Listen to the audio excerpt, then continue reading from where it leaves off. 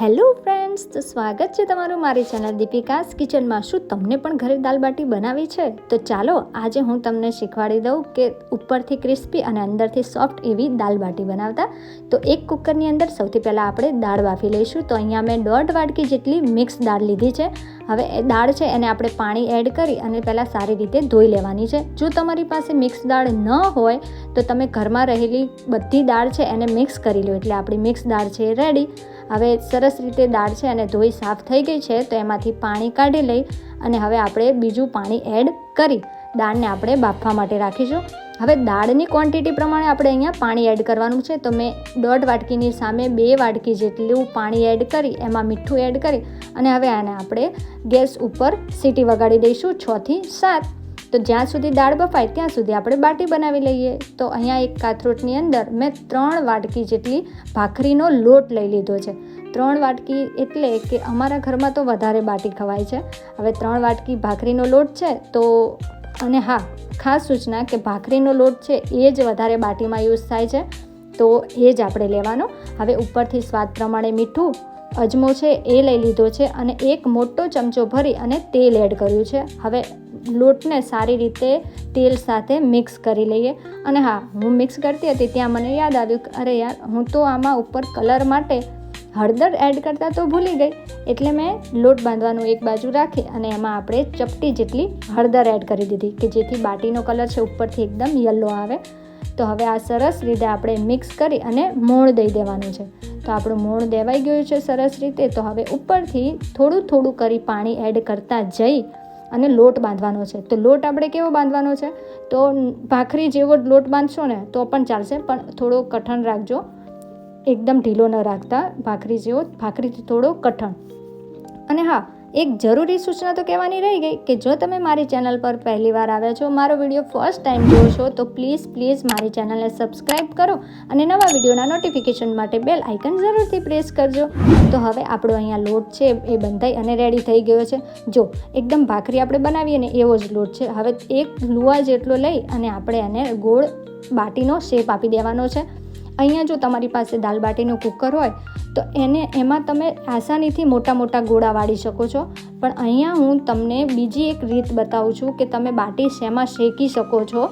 તો અહીંયા આપણે પહેલાં ગોળા વાળાઈ ગયા છે. હવે ઉપર અહીંયા બાટીનું કુકર નથી તો એના ઉપર માર્કનું થોડું નિશાન આવવું જોઈએ ને, તો અહીંયા ચાકુની મદદથી આ રીતે આપણે પ્લસનું નિશાન બનાવી દઈશું, જેથી થોડું આમ મજા આવે, દેખાવમાં મજા આવે. તો અહીંયા આ જ રીતે મેં બધી બાટી છે એ રેડી કરી લીધી છે અને બધી બાટીમાં ઉપરથી આ રીતે ચાકુ આપણે મૂકી અને સરસ રીતે આ રીતના નિશાન દઈ દઈએ. તો આપણી બાટી છે એકદમ રેડી થઈ ગઈ છે. અને બાટીનું કુકર નથી તો તમે આ રીતે અપ્પે પેન તો ચોક્કસથી હશે, તો એની અંદર તમે બાટી મૂકી અને એને શેકી લેવાની છે. તેલ નથી લગાવવાનું, એક એક કરી બાટી મૂકી હવે આ રીતે ઉપરથી ઢાંકણ ઢાંકી અને એને 5-1 મિનિટ માટે એક બાજુ થવા દઈશું. પરંતુ હા, ગેસની ફ્લેમ છે એકદમ ધીમી રાખવાની છે. તો એમાં સરસ રીતે ઉપરથી આપણી બાટી શેકાશે અને વધારે પડતી ઉપરથી કાળી નહીં પડે, એટલે કે બળવા નહીં લાગે. અને હા, થોડી વાર થાય ને 2-3 મિનિટ ત્યારબાદ આ રીતે આપણે ચમચીથી ફેરવતા જઈશું. પહેલાં શું છે કે 5 મિનિટ એટલા માટે કે હજી તો ગેસની ફ્લેમ હોય તો આપણે થોડું કચાશ ન રહે એક બાજુ. તો આ રીતે થોડી વારે આપણે આને ફેરવતા જવાનું છે ચમચીથી કે કોઈ પણ સાધનના મદદથી. તો આપણે આ રીતે થોડી વારે આપણે એને શેકતા જઈશું અને જ્યાં આગળ કાચું લાગે ને એ બાજુ આપણે એને રાખી દેવાનું કે એટલા ભાગમાં પણ સરસ રીતે શેકાઈ જાય. હવે બાટી શેકાય છે ત્યાં સુધી આપણે દાળનો મસાલો કરી લઈએ. તો અહીંયા મેં 1 વાટકી જેટલું લસણ એડ કર્યું છે અને એમાં મરચાં અને આદું થોડું મીઠું નાખી અને એને આપણે ખાંડી લેવાનું છે. તો લસણ વધારે એટલા માટે કે બાટીમાં જો લસણ વધારે હશે ને તો વધારે મજા આવશે. હવે 6 થી 7 સીટી બાદ આપણે જોઈ શકો છો કે દાળ છે સરસ રીતે બફાઈ ગઈ છે. વધારે એને બાફવાની નથી. આ રીતે ચણાની દાળને અમુક દાળ છે ને એ આખી રહેશે ને તો જે ખાવા ટાઈમે જે આમ બાટીમાં થોડો જે દાળનો ટેસ્ટ આવશે ને એ ખૂબ મજા આવશે. અને એને આપણે હાથથી જ ફીંટવાની છે. તો હવે આપણે વઘાર કરી લઈએ. તો એક તપેલાની અંદર મેં થોડું તેલ, જીરું અને બધા ખડા મસાલા એડ કરી મીઠો લીમડો સાથે હિંગ અને જે આપણે વાટેલા આદું, લસણ અને મરચાં હતા એ એડ કરી અને એને સરસ રીતે આપણે પહેલાં મિક્સ કરી લઈશું, જેથી આદું અને મરચાં, લસણ છે તેલમાં સરસ રીતે સતળાઈ જાય. એને 2 જ મિનિટ માટે સાતળવાનું છે. તો ખડા મસાલા જેટલા આમાં વધારે લેશો ને દાલ બાટીમાં એટલી મજા આવશે દાળમાં. મતલબ હવે અહીંયા મેં એક મોટી નંગ જેટલી ડુંગળી છે એ સમારી અને એ લઈ લીધી છે, અને એની સામે મેં એકદમ નાનું ટમેટું છે એ પણ ઝીણું સમારીને લઈ લીધું છે. હવે ડુંગળી અને ટમેટાં છે એને આપણે સરસ રીતે તેલ સાથે સાંતળી દેવાનું છે.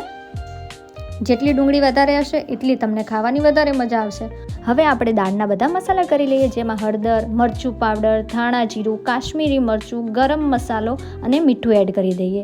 કાશ્મીરી મરચાં એટલા માટે કે થોડો કલર છે દાળનો એકદમ રેડ આવે.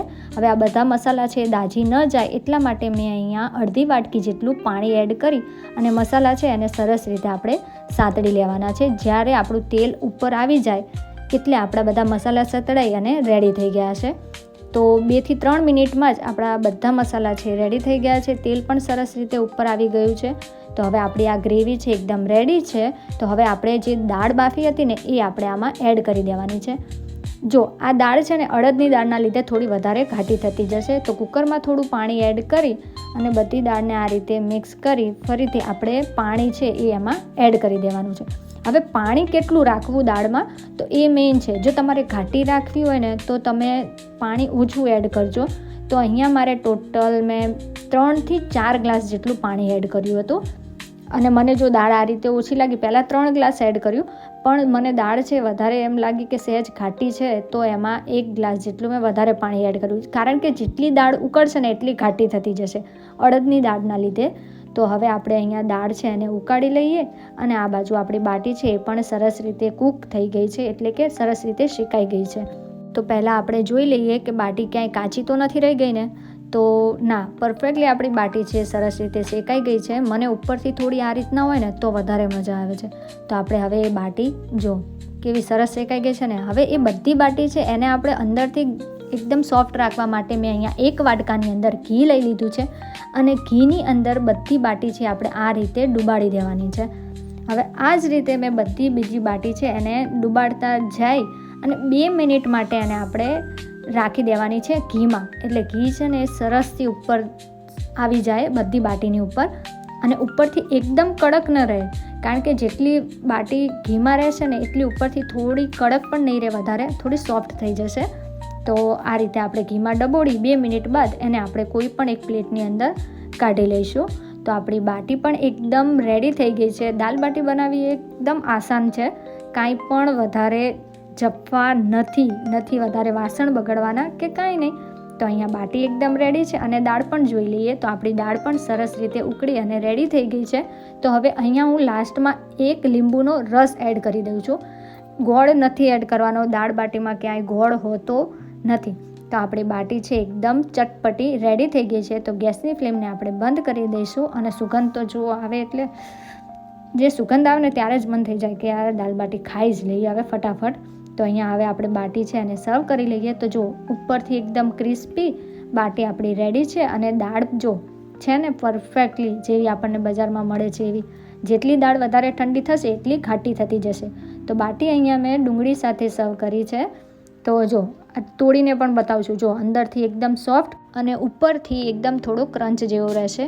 તો આપણી બાટી છે જો બાટીમાં જેમ ફાટશે ને એમ જ અંદરથી આપણે સરસ રીતે બાટી કૂક થઈ જશે, નહીંતર અંદરથી વચ્ચે કાચી રહેશે અને ઉપરથી શેકાતી જશે. એટલે બાટી હંમેશા આપણે ધીમા ગેસ ઉપર જ શેકવાની છે, જેથી અંદર સુધી પણ સરસ રીતે કૂક થઈ જાય. તો અહીંયા બાટી છે આપણી ભાંગી અને રેડી કરી દીધી છે. હવે ઉપરથી આપણે એમાં દાળ એડ કરી દઈએ અને સરસ રીતે મિક્સ કરી દઈએ. અને દાળ બાટી હોય અને એની ઉપર તમે થોડો ઘી ન એડ કરો તો ક્યાંથી ચાલે. તો 1 ચમચી જેટલું મેં અહીંયા ઘી એડ કર્યું છે. તમે કહેશો કે ઘીમાં બાટી તરબોળ કરી નાખી અને ઉપરથી પણ ઘી, પણ રિયલીમાં ખૂબ જ મજા આવે છે જ્યારે બાટીમાં ઉપરથી ઘી એડ કરો ત્યારે, અને પચવામાં પણ ઇઝી રહે છે. તો હવે અહીંયા અમે તો બનાવી લીધી અને ખાઈ લીધી. હવે તમે પણ બનાવો અને મને ચોક્કસથી કમેન્ટ કરજો કે તમને કેવી લાગી મારી રેસિપી. વિડીયો ગમ્યો હોય તો લાઈક કરજો અને મારી ચેનલને સબસ્ક્રાઈબ